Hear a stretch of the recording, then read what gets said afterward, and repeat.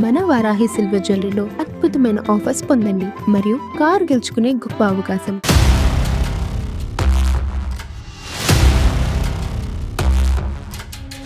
ఏ రాష్ట్రంలో ఎన్నో ఒక ప్రాంతీయ పార్టీ అధికారం చేపట్టాలంటే బీజేపీతో ట్రావెల్ అయ్యే పార్టీని అధికారం చేపడుతుంది అంటున్నారు. ఇది కరెక్ట్ అంటారా? ఎట్టి పరిస్థితుల్లోనూ నేను వాళ్ళు చెప్తున్నా, మీరు రాసుకోండి. హైదరాబాద్ అభివృద్ధి చేసిన తరహాలోనే ఇక్కడ అభివృద్ధి చేసే పనిలో ఉన్నారు కదా చంద్రబాబు గారు. అభివృద్ధి హైదరాబాద్ నగరం చంద్రబాబు గారు ఒక్కడి వల్లనే అయ్యిందా? సింగపూర్ తరహా రాజధాని నిర్మించాలని సింగపూర్ వెళ్ళారు, మలేషియా అంతా చూస్తున్నారు, చాలా కష్టపడుతున్నారు కదా. ఇంకా పొరపాట్లు ఎక్కువ చేస్తున్నాడు. అందువల్లనే లేటెస్ట్ గా మళ్ళీ పుస్తకం వేశా.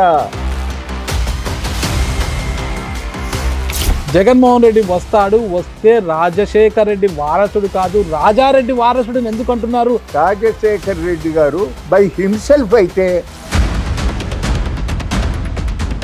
రాజశేఖర్ రెడ్డి గారు బతికి ఉంటే ఎందుకు విడిపోదు రాష్ట్రము? గట్స్ ఉన్నాయి అతనికి. మా చంద్రబాబు నాయుడుకి రాయలసీమలో హంద్రీనీవా రూపకర్త అంటే ఆలోచించింది ఎన్టీ రామారావు, దాన్ని అమలు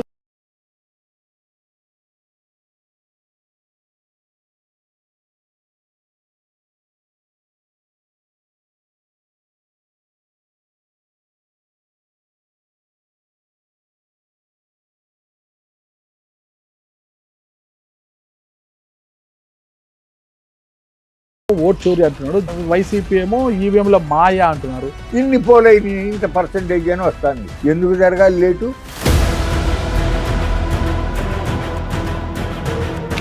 పోలవరం పూర్తిగా ఆయన యుద్ధ ప్రాతిపదికన చర్యలు తీసుకుంటున్నాడు కదా, ఢిల్లీకి విజయవాడకి తిరుగుతున్నాడు ఆయన పాపము. ఈ మోడీ ప్రభుత్వం వచ్చిన తర్వాత ఏం చేశారో తెలుసా అండి?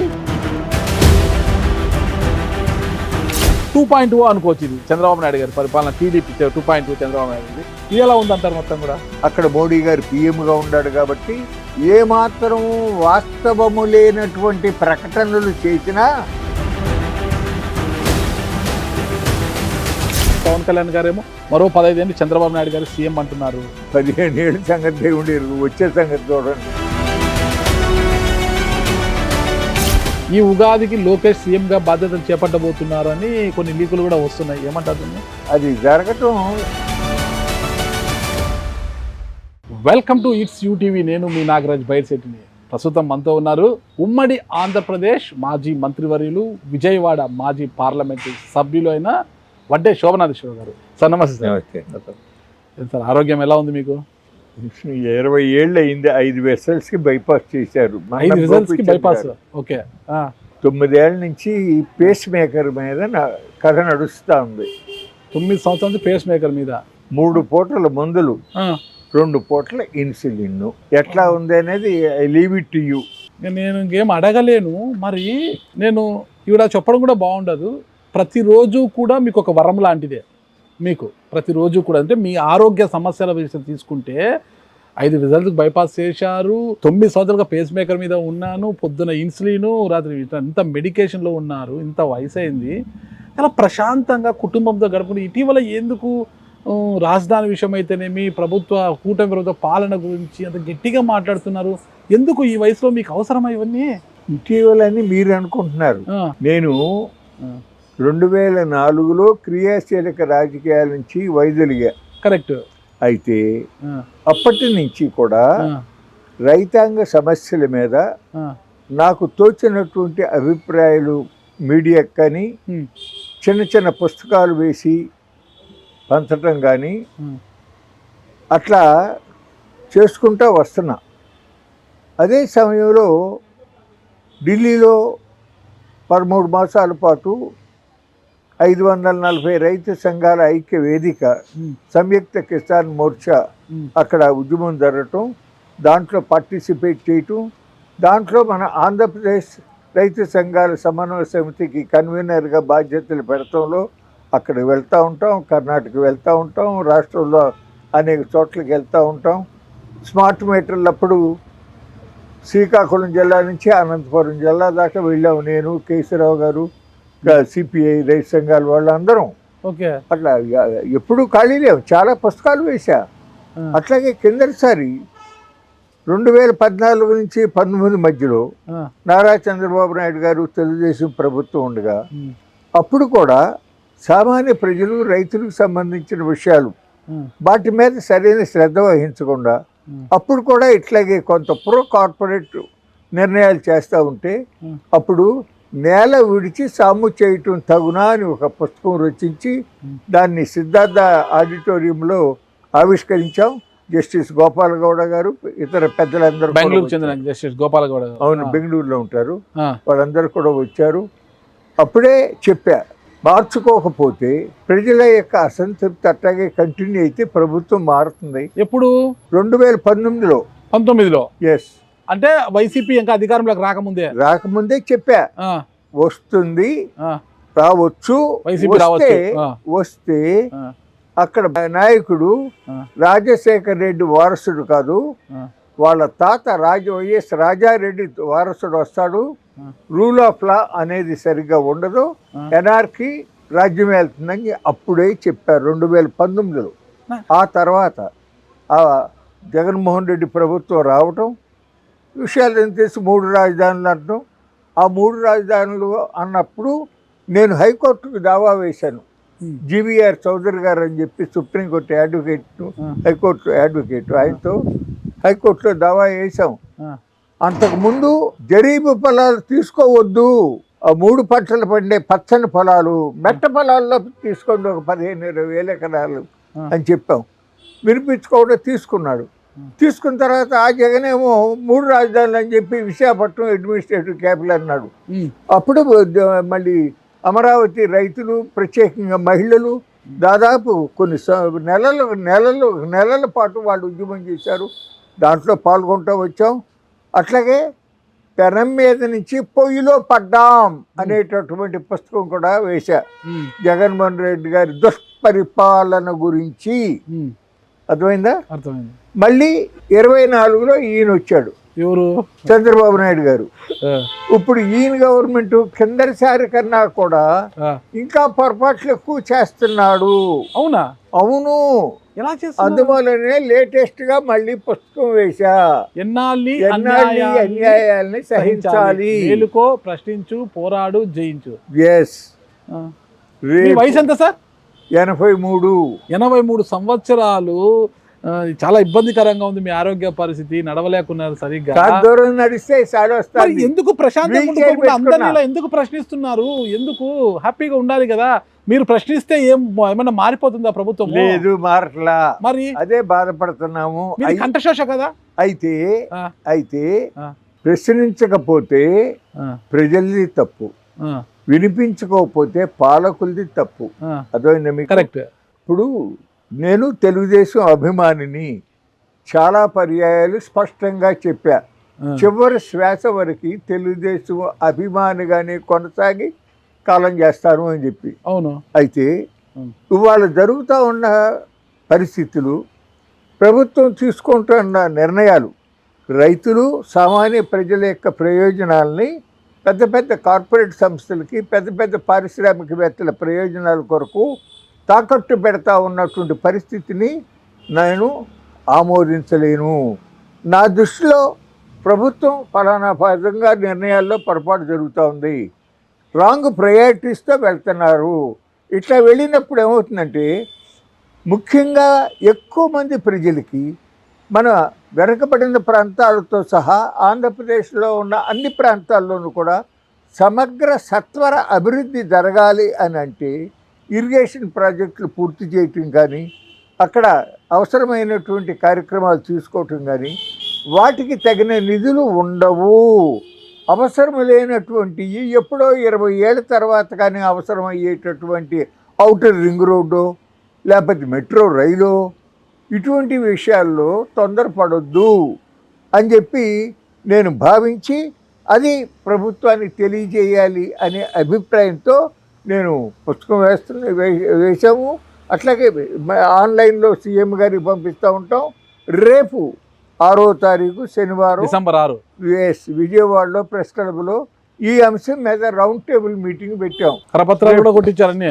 ఇది అమరావతి ల్యాండ్ పూలింగ్ 2.0 అండ్ 3.0 పైన విజయవాడ 2, 3 6-12 జరిగిన రౌండ్ టేబుల్ సమావేశానికి బ్యాక్గ్రౌండ్ నోట్ ఇది మీరు చదివితే 100% నా అభిప్రాయంతో ఏకీభవిస్తారు. సరే, నేను ఏకీభవించకపోవడం తర్వాత విషయం. ఒక చిన్న డౌట్ మాట్లాడతా. జగన్మోహన్ రెడ్డి వస్తే రాజశేఖర్ రెడ్డి వారసుడు కాదు, రాజారెడ్డి వారసుడిని ఎందుకు అంటున్నారు? రాజశేఖర రెడ్డి గారి కుమారుడు కదా ఆయన. అతని స్వభావం అంతకు ముందే వాళ్ళ నాన్నగారే మొత్తుకుంటా ఉండేవాడు. ఏమని? వీడు చెబితే వింటలేదు, వచ్చి తలకాయ నొప్పి పెడుతున్నాడని. రాజశేఖర్ రెడ్డి గారు బై హిమ్సెల్ఫ్ అయితే అన్ని పొరపాట్లు అంతకుముందు 2004 నుంచి 2014 వరకు ఆ 2 పర్యాయాలు కాంగ్రెస్ గవర్నమెంట్లు ఉన్నప్పుడు ఆయన బ్రతికి ఉండగా అన్ని తప్పులు చేసేవాడు కాదు. ఇతను ఈటీవీకి పోటీగా ఒక ఛానల్ పెట్టుకోవాలి, ఈనాడు పేపర్కి వ్యతిరేకంగా ఇంకొక పేపర్ తెచ్చుకోవాలి అనే అభిప్రాయంతో వాళ్ళ తండ్రి గారిని ఒత్తిడి పెట్టి ఆ హిందూ ప్రాజెక్ట్స్కి లేపాక్షి నాలెడ్జ్ హబ్ ఇప్పించడము, అట్లాగే కడపలో స్టీల్ ప్లాంట్కి అని చెప్పి భూమి ఇప్పించడము, అట్లాగే కడపలో ఒక ఎయిర్పోర్ట్కు భూములు ఇప్పించడము, ఇటువంటి పొరపాట్లు ఆయన రాజశేఖర్ రెడ్డి గారితో చేయించాడు ఆయన. ఓకే. రెండోది మనిషి స్పీడు, అది నా దగ్గర కాదు కానీ రాజశేఖర రెడ్డి గారు ఆయన ఆత్మీయుల దగ్గరే కొంతగా బాధపడుతూ ఉండేవాడు. రాజశేఖర రెడ్డి గారు ఒక టర్మ్ ఏదో రెండో టర్మ్ వచ్చారు, 2009 సెప్టెంబర్లో చనిపోయారు ఆయన. అవును, సెప్టెంబర్ 2న కాలం చేశారు ఆయన. హెలికాప్టర్లో వచ్చి హెలికాప్టర్ ప్రమాదంలో మధ్య అంత చెప్తే ఆయన 5 సంవత్సరాల 3 నెలలు ఎంత ఆయన సీఎంగా కొనసాగింది. మరి 2009 నుంచి 14 వరకు రోషయ్య గారు, కిరణ్ కుమార్ రెడ్డి గారు సీఎంగా ఉన్నారు. మరి జగన్మోహన్ రెడ్డి గారిని 14 వరకు నిందిస్తున్నారు కదా మీరు. 2004 నుంచి 2014 అంటున్నారు. 2004 నుంచి 9 వరకు రాజశేఖర రెడ్డి గారు ఉంది. 2009 సెప్టెంబర్ 2 రచ్చబండకు వెళ్తూ, చిత్తూరు జిల్లాకు రచ్చబండకు వెళ్తూ చనిపోయారు ఆయన హెలికాప్టర్ ప్రమాదంలో. ఆయన ఉంటే ఆంధ్రప్రదేశ్ విడిపడేది కాదు. ఏంటండి? రాజశేఖర రెడ్డి గారు బతికి ఉంటే రాష్ట్రం విడేది కాదు. ఓకే. ఎందుకంటే ఎందుకు విడగొట్టాలి అసలు? జస్టిస్ శ్రీకృష్ణ కమిటీ రిపోర్ట్ ఏమిచ్చింది? ఆంధ్ర తెలంగాణ కలిసిన తర్వాతే హైదరాబాద్ నగరమే కాదు, తెలంగాణలో ఉన్న గ్రామీణ ప్రాంతాలు కూడా బాగా అభివృద్ధి అయినాయి. విడగొట్టవలసిన అవసరం లేదు. సరే, కమిటీ ఇచ్చిన నివేదిక ఓకే. రాజశేఖర రెడ్డి గారు బతికి ఉంటే ఎందుకు విడిపోదు రాష్ట్రము? అతను పట్టుబట్టేవాడు, సమర్థుడైన నాయకుడు, గట్స్ ఉన్నాయి అతనికి. మా చంద్రబాబు నాయుడుకి అది లేదు. అతను 2 కళ్ళ సిద్ధాంతం అని పెట్టి అటేమో ఎర్రబెల్లి దయాకర్రావుని పంపేవాడు, ఇటేమో యనమల రామకృష్ణని పంపేవాడు. ఆయనేమో సపరేట్ తెలంగాణ అనేవాడు, ఈయనేమో సమైక్య ఆంధ్ర అనేవాడు, ఈయనేమో 2 కళ్ళ సిద్ధాంతం, నాకు 2 సమానమే అని చెప్పిస్తాడు. ఈయన చెప్పాడు. నాయకత్వ లోపం. రాష్ట్రం విడతమేంటండి? ఈ దేశంలో భాషా ప్రయుక్త మొట్టమొదటి రాష్ట్రమే ఆంధ్రప్రదేశ్. వాళ్ళ అక్కడ ఫైనాన్స్ సిటీ ఆ నానక్రమ్ కూడా గచ్చిబౌలి అటు తిరుగుతూ ఉంటే కళ్ళంటే నీళ్ళు వస్తాయండి. ఇక్కడికి వచ్చి బిక్క ఫకీర్లాగా చెట్ల కింద కూర్చున్నాము ఇక్కడ. ఈరోజు చంద్రబాబు గారు అదే పనిలో అభివృద్ధి చేసే పనిలోనే ఉన్నారు కదా. హైదరాబాద్ను అభివృద్ధి చేసిన తరహాలోనే ఇక్కడ అభివృద్ధి చేసే పనిలో ఉన్నారు కదా చంద్రబాబు గారు. బాగా చక్కని మాట చెప్పారు మీరు. ఆయన అదే చిలక పలుకులు పలుకుతూ ఉంటాడు. అభివృద్ధి హైదరాబాద్ నగరం చంద్రబాబు గారు ఒక్కడి వల్లనే అయ్యిందా? మరి కాదంటారా? నో. నిజాం నవాబుల కాలం నుంచి వాళ్ళు గ్రామీణ ప్రాంతాల్లో పన్నుల రూపంలో వసూలు చేసిన డబ్బు హైదరాబాద్ నగరం మీద ఖర్చు పెడతా వచ్చారు. Osmania hospital, Osmania university, Osmania college, high court, అట్లాగే మన అసెంబ్లీ, ఇవన్నీ ఆ టైంలో ఏర్పడినాయి. ఆ తర్వాత రాష్ట్రం కొత్తగా స్వతంత్రం వచ్చిన తర్వాత ఢిల్లీ నుంచి అనేక కేంద్ర సంస్థలు వచ్చినాయి, అనేక కేంద్ర పరిశ్రమలు వచ్చినాయి. వాటన్నిటి యొక్క ఫలితంగా పెరిగింది.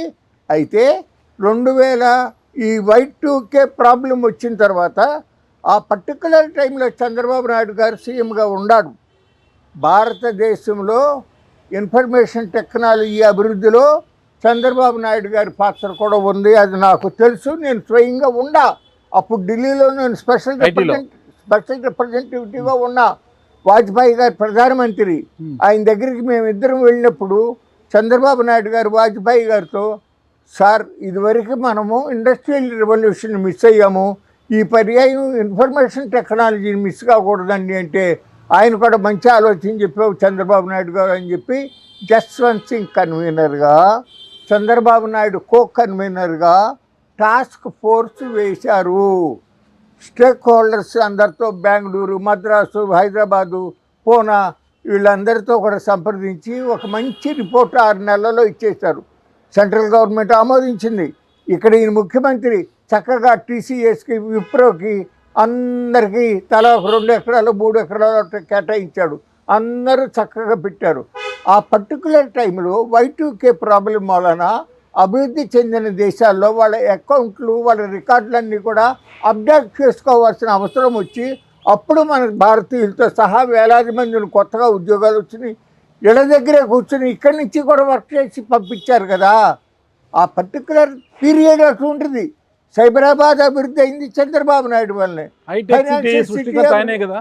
హైటెక్ సిటీ సృష్టికర్త ఆయన కదా. అదే కదా చెప్పేది. Hitech city, Cyberabad, financial city వాటి వరకే అభివృద్ధి చంద్రబాబు నాయుడు గారి వల్లనే. నేను కాదని ring road, ring road, ring road, ring road ORR ఈయన ప్లాన్ వేశాడు. రాజశేఖర రెడ్డి టైంలో అమలైంది.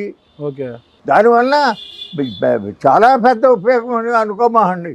మళ్ళీ రాయలసీమలో హంద్రీనీవా రూపకర్త అంటే ఆలోచించింది ఎన్టీ రామారావు, దాన్ని అమలు చేసింది చంద్రబాబు అంటారు కదా. చాలా పొరపాటు పడుతున్నారు మీరు. తెలుసుకోవాలి చరిత్ర. ఎస్, ఎన్టీ రామారావు గారు మహానుభావుడు. ఆ రోజు తనని ఎంతో అభిమానించిన రాయలసీమ ప్రాంత ప్రజలకి సాగునీరు, త్రాగునీరు ఇవ్వాలనే ఉద్దేశంతో ఆ రోజు ప్రముఖ ఇంజనీర్ డాక్టర్ కె శ్రీరామకృష్ణయ్య గారు సలహా చెబితే తెలుగు గంగా, హంద్రీనీవా, గాలేరు నగర్ ప్రాజెక్టు ఆయన అమలు చేయాలనుకున్నాడు. ఆ తర్వాత చంద్రబాబు నాయుడు గారు వచ్చిన ఆయనకి శంకుస్థాపన చేయటం మీద ఉండే ఇంట్రెస్ట్ అమలు చేయటం మీద ఉండదు.